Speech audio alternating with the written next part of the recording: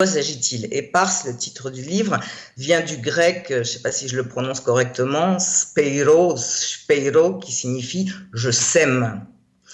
Ce livre est une plongée bouleversante dans les archives non encore exploitées du ghetto de Varsovie, qui est évidemment un ghetto qui me touche moi de près.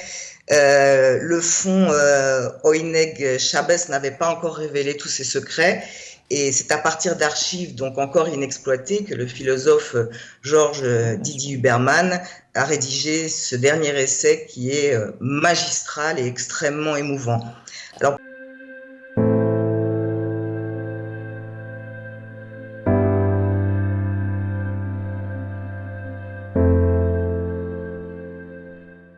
voilà, nous sommes avec Nathalie, Nathalie qui nous a préparé une petite sélection. Bonjour Nathalie. Bonjour Nathalie.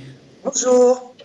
Alors aujourd'hui, un jour particulier, je crois que pour vous aussi c'est quelque chose de spécial et d'émouvant. Tout à fait. Voilà, et donc vous nous avez fait une petite sélection de livres. Oui, de livres, parce qu'il est heureux de voir qu'on n'oublie pas. Et je commencerai par Mauthausen de Iacovos Cambanelis. La traduction française a été publiée chez Albin Michel cette année. Et ce livre a reçu le prix du livre étranger 2020, France Inter, le journal du dimanche.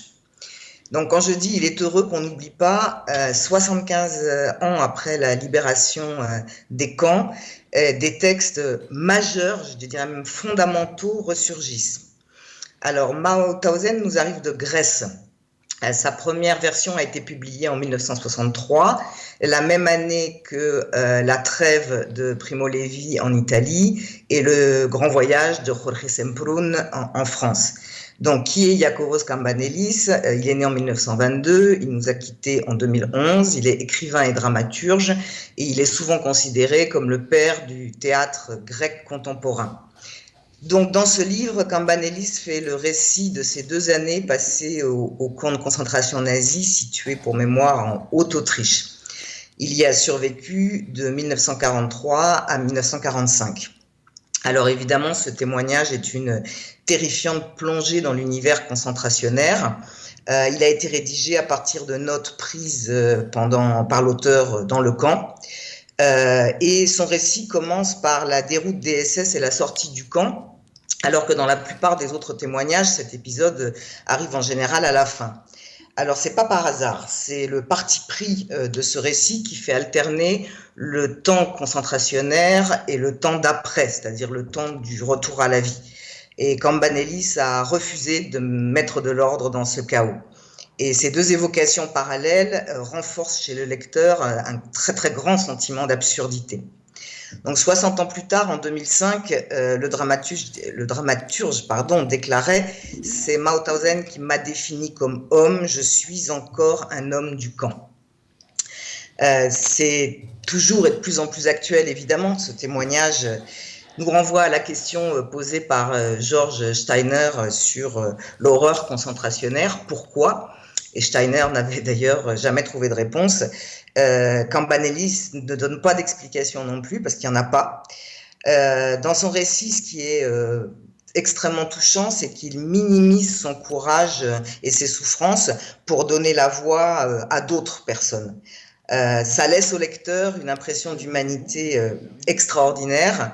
Évidemment, il exprime une expérience aux limites de l'indicible, mais ce qui m'a beaucoup touchée dans ce livre, c'est qu'il arrive à métamorphoser tout ça en chant de résistance et en chant de vie. C'est vraiment, vraiment un ouvrage exceptionnel. Ok, alors ça c'est un premier ouvrage. Vous avez aussi pensé évidemment à d'autres, on va dire, d'autres personnes, les plus jeunes notamment. Je crois que vous avez pensé aux ados parce que pour vous, la transmission en général c'est très important. C'est pour ça d'ailleurs que vous avez choisi aussi d'être libraire, mais particulièrement la transmission de la mémoire. C'est quelque chose qui vous touche beaucoup. Oui. Alors, avant de parler de littérature jeunesse, il y a un ouvrage qui m'a bouleversée. C'est Éparse de Georges Didi Huberman, qui a également été publié cette année, mais cette fois-ci aux éditions de Minuit.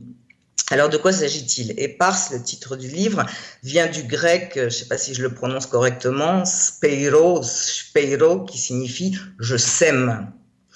Ce livre est une plongée bouleversante dans les archives non encore exploitées du ghetto de Varsovie, qui est évidemment un ghetto qui me touche moi de près.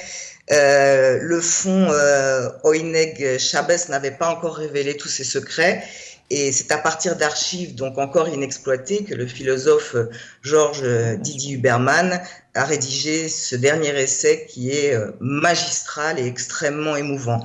Alors peut-être que certains de nos auditeurs ne savent pas ce que c'est que Hoyneg Chabès. C'est le nom de code d'un groupe d'archivistes dirigé par l'historien Emmanuel Ringelblum dans le ghetto de Varsovie avant sa liquidation. Ils ont récupéré sans relâche tous les témoignages possibles, tous les petits bouts de photos, tout ce qu'ils ont pu trouver. Ils ont enfermé ça dans des boîtes métalliques et dans des bidons de lait. Et ils ont enterré tout ça dans le sous-sol d'une école clandestine à destination des générations futures. Donc vous l'aurez compris, Épars, c'est un récit photo. Et je voudrais vous en lire un petit extrait. C'est un recueil de lettres, de billets, de cartes postales que des bientôt noyés s'écrivent, jettent à la mer, à d'autres dont on ne sait pas s'ils sont, eux, pas encore ou déjà noyés. On ne le lit bien sûr que dans ce qui reste et qui est bien peu comparé à l'ampleur du processus d'extermination pris dans sa totalité. Du moins le lit-on comme à la loupe, micrologiquement, dans l'intimité même de chaque situation qui aura laissé quelques résidus.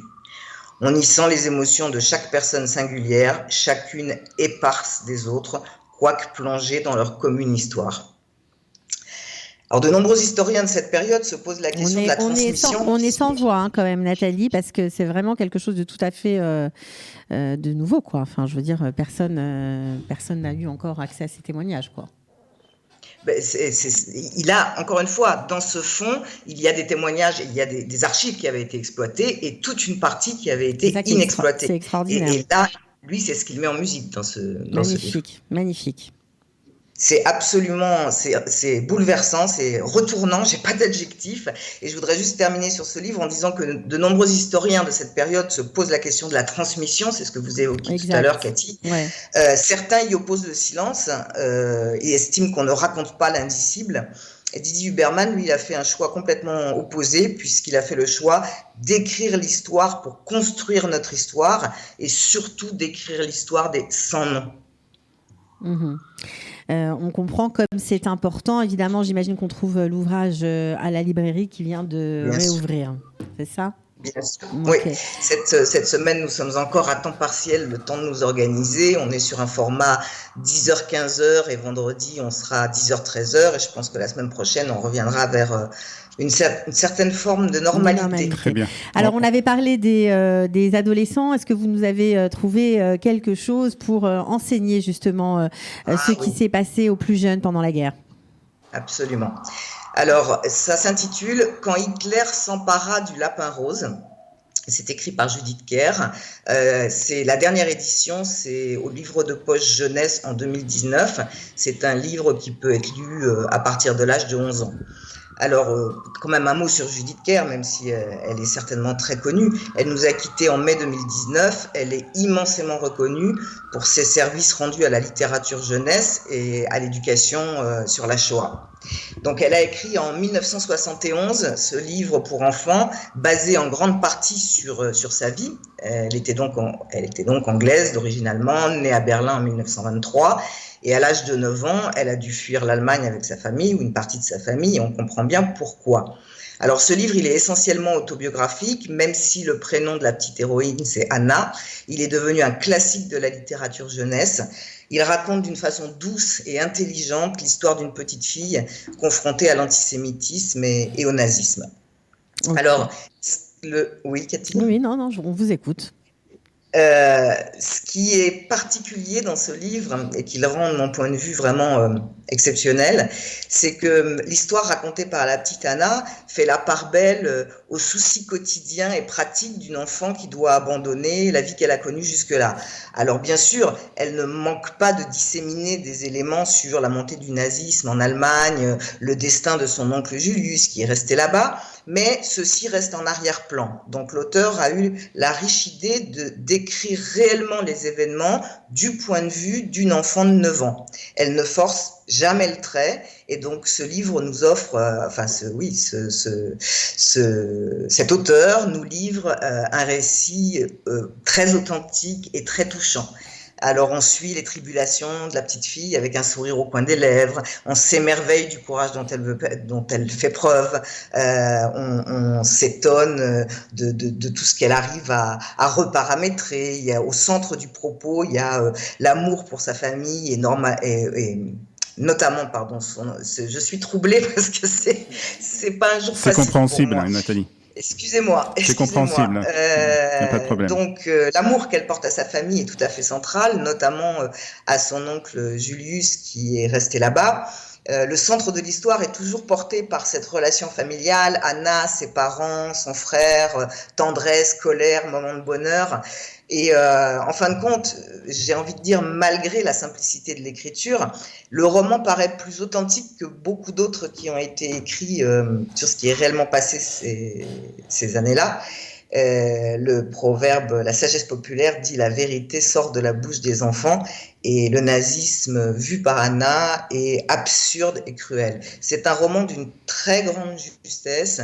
Il est écrit vraiment d'une manière, encore une fois, douce et tendre, et c'est une lecture que je ne peux que recommander à des enfants à partir de 11 ans. Bon, en tout cas, vous avez pensé à tout le monde. Merci beaucoup, Merci Nathalie. Et on se retrouvera pour d'autres livres la semaine prochaine. On rappelle l'adresse de la librairie ? Oui. Alors, on est Rehov Ben Chattar, en plein centre-ville. C'est à 2 pas de la mairie et dans la rue du Bitoire Léoumi, que personne ne peut ignorer. Pas très loin du café. Surtout en ce moment. Et le numéro de téléphone qui fonctionne toujours, c'est le 02 624 44 12. Et bien sûr, vous trouvez tout un tas d'informations sur ce que nous avons reçu comme nouveauté sur notre site. Vous pouvez nous interroger, nous écrire par WhatsApp, tous les moyens de communication, les réseaux sociaux, tout. Ok, très bien. Merci beaucoup Nathalie. Merci à bientôt. Yom HaZikaron, la Shoah ve'la-Gvura. La journée du souvenir pour la Shoah et l'héroïsme. Que la mémoire de ceux qui ont été exterminés soit bénie et éternelle.